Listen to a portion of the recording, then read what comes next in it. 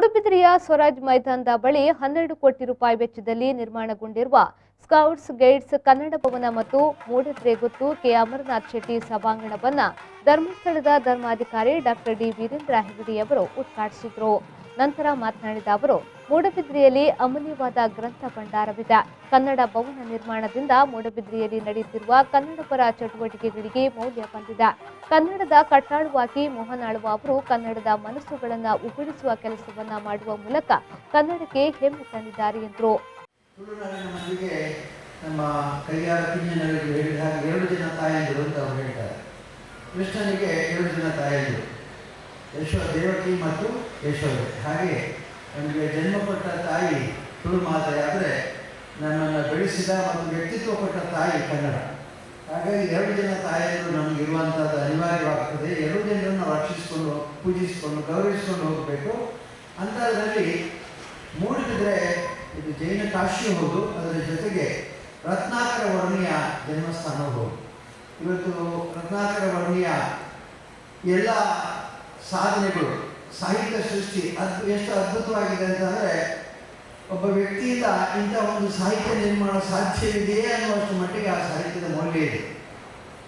ಮೂಡುಬಿದಿರೆಯಲ್ಲಂತೂ ಅನೇಕ ಗ್ರಂಥಗಳು, ತಾಳಪ್ರತಿ ಗ್ರಂಥಗಳು, ಒಲೆಗರಿ ಗ್ರಂಥಗಳು ಜೈನ ಮಠದಲ್ಲಿ ಮತ್ತು ಇತರ ಕಡೆ ಇದೆ.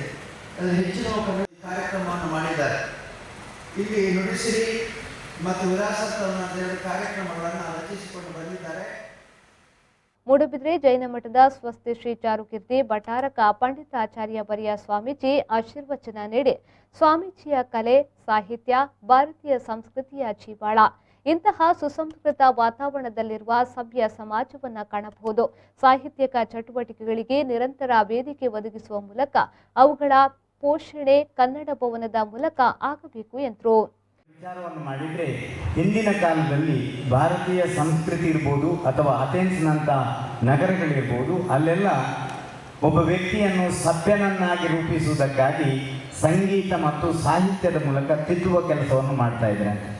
ಪ್ರಾಯಶಃ ಎಲ್ಲಿ ಸಾಹಿತ್ಯ ಇದೆ ತಕ್ಷಣ ಬಂದ ಹಾಗೆ ಪಂಚತಾರ ಸೌಕರ್ಯಗಳನ್ನು ಉಳ್ಳಂಥ ಭವನಗಳನ್ನು ಕೂಡ ನಾವು ನೋಡಿದ್ದೇವೆ.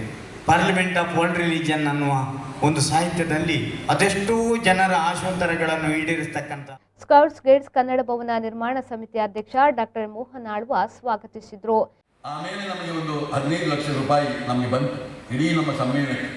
ಈಗ ನೀವು ಅವಲೋಕಿಸಬೇಕು, ಈಗ ಆಗುವಂಥ ಸಮ್ಮೇಳನಕ್ಕೆ 15 ಕೋಟಿಯಷ್ಟು ರೂಪಾಯಿ ಸರ್ಕಾರ ಬಿಡುಗಡೆ ಮಾಡ್ತಾ ಇದೆ. ಆದರೆ ನಮ್ಮ ಸಮಯದಲ್ಲಿ ನಮಗೆ ಬಂದದ್ದು 15 ಲಕ್ಷ ರೂಪಾಯಿ ಒಂದು ದಿನದ ಸಂಬಳ. ಕ್ಷೇತ್ರದ ಶಾಸಕ ಉಮಾನಾಥ್ ಕೋಟ್ಯನ್ ಅಧ್ಯಕ್ಷತೆಯನ್ನ ವಹಿಸಿದ್ರು. ಭಾರತ ಸ್ಕೌಟ್ಸ್ ಗೈಡ್ಸ್ನ ರಾಜ್ಯ ಮುಖ್ಯ ಆಯುಕ್ತ ಪಿಜಿಆರ್ ಸಿಂಧ್ಯಾ ಅಮರನಾಥ್ ಶೆಟ್ಟಿ ಕುರಿತ ಕೃತಿ ಅಮರ ಸ್ಮರಣೆಯನ್ನ ಬಿಡುಗಡೆಗೊಳಿಸಿ, ಸಹಸ್ರಾರು ಮಂದಿಯ ಸ್ನೇಹ ಸಂಪಾದಿಸುವ ಅಮರನಾಥ್ ಶೆಟ್ಟಿ ಅಮರವಾಗಿರಲು ಆಳ್ವರು ಕಾರಣೀಕರ್ತರಾಗಿದ್ದಾರೆ. ಸ್ಕೌಟ್ಸ್ ಗೈಡ್ಸ್ ವತಿಯಿಂದ ಮೂಡುಬಿದಿರೆ ಕನ್ನಡ ಭವನಕ್ಕೆ 50 ಲಕ್ಷ ರೂಪಾಯಿ ಅನುದಾನ ಬಿಡುಗಡೆ ಮಾಡಲಾಗಿದೆ ಎಂದು ಹೇಳಿದರು.